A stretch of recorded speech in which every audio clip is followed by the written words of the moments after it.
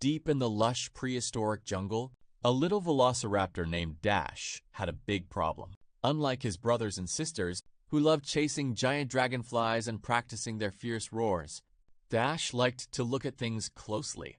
He spent hours watching the shimmering patterns on beetles or tracking the way a giant leaf fell to the forest floor. The other raptors laughed. "You're too quiet, Dash." They'd chump. "You'll never catch anything if you just stare at the scenery." One hot afternoon, the air grew incredibly still. The usual noisy chatter of the jungle vanished, replaced by a low, rhythmic thud.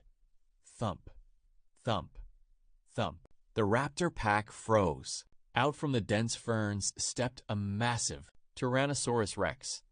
It gave a terrifying roar that shook the ancient cycad trees. The pack panicked, scattering in every direction, running blindly into the thick fog of the valley. But Dash stayed calm. Because he always studied the jungle, he noticed something the others missed. He saw a narrow, hidden pathway woven through the thick, thorny briars, a path far too small for a giant T-Rex to follow. "This way," Dash called out, his voice sharp and clear. Hearing him, the panicked raptors pivoted and darted behind Dash. He guided them swiftly through the tangled maze of thorns. The heavy thuds behind them faded, followed by a frustrated grunt as the giant T-Rex realized it was simply too big to fit through the narrow passage.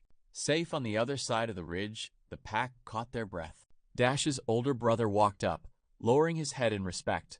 "I guess keeping your eyes open is just as important as having sharp teeth," he murmured. From that day on, Dash was no longer teased for being quiet. Instead, he became the pack's official scout, leading them safely through the wild prehistoric